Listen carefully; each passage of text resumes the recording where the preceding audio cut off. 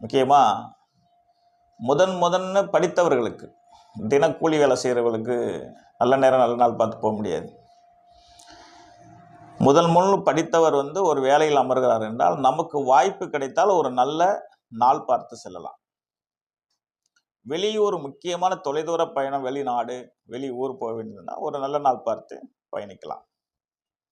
ஒரு சுப நிகழ்ச்சியை செய்யணும் அப்படின்னா, அது காதணி விழாவாக இருக்கட்டும், திருமணமாக இருக்கட்டும், கிரகப்பிரவேசமாக இருக்கட்டும், முக்கியமான நிகழ்ச்சிகள். இந்த சுப நிகழ்ச்சிக்கு நல்ல தேதி பார்த்து செஞ்சுக்கலாம். புதியவர்களுடைய சந்திப்பு, அதை முதன்னு ஒருத்தரை ஒரு முக்கியமான காரியமாக சந்திக்க போகிறோம் அப்படின்னா, ஒரு நல்ல நாள் பார்த்து, ஒரு நல்ல நேரம் பார்த்து ஏன் போகக்கூடாது? இப்போ பொதுவாக பணத்தை தேடி அலையிறதுல ஒரு லாட்டரி டிக்கெட் விஷயம் ஒன்று இருக்குது. இதுதான் நேரடியாக ஒரு மனிதன் நம்பக்கூடிய ஒரு துறை. லாட்டரி டிக்கெட்டுங்கிறது நேரடியாக கிடைக்கக்கூடிய ஒரு விஷயம். விழுந்தால் வீட்டிற்கு, விழாவிட்டால் நாட்டுக்குங்கிற மாதிரி கேரளாவில் லாட்டரி டிக்கெட் இருக்கு. எல்லாரும் அதை சபரிமலை போகும்போது வாங்குறாங்க, அல்லது ஆன்லைனில் வாங்குறாங்க. எல்லாரும் வகையில் ஒரு முயற்சி இருக்குது. ஏன் அந்த லாட்டரி டிக்கெட் வாங்கும்போது கூட ஒரு நல்ல அதிர்ஷ்டம் நான் பார்த்து வாங்கினேன்.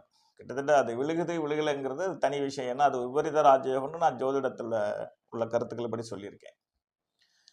அதை கூட ஒரு நல்ல எண் பார்த்து எடுத்துக்கலாமே. அந்த அடிப்படையில் நம்மளால் முடிந்தவரை நம்மளை பாதுகாப்பதற்காக எடுக்கும் ஒரு முயற்சியின் முதல் படிக்கட்டு தான் இந்த எண், அதிர்ஷ்ட எண். எண்ணென்ப ஏனைய எழுத்தென்ப இவ்விரண்டும் கண்ணென்ப வாழும் உயிருக்குன்னு வள்ளுவன் குறள்.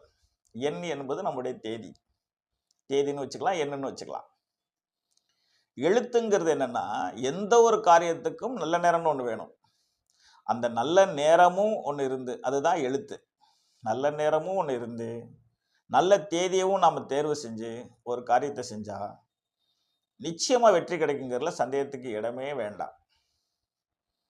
இதுதான் நாள் செய்வதை நல்லோர் செய்யார், ஆள் செய்யாததை நாள் செய்யும் என்பார்கள். இதுதான் சான்றோர்கள் கருத்து.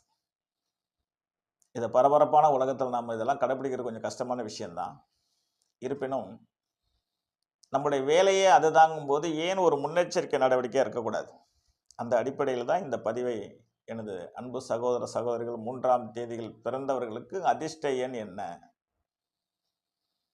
3 எண்ணில் அடிப்படையில் பிறந்தவர்களுக்கு 3ஆம் தேதி, 12ஆம் தேதி, 21, 30 இந்த தேதியில் பிறந்தவர்களுக்கு அதிர்ஷ்ட எண் என்பது ஃபர்ஸ்ட் 3. அதுவே சிறந்த தலையாய ஒரு தலை சிறந்த எண் தான் 3. சக்தியின் வடிவமான ஒரு எண்.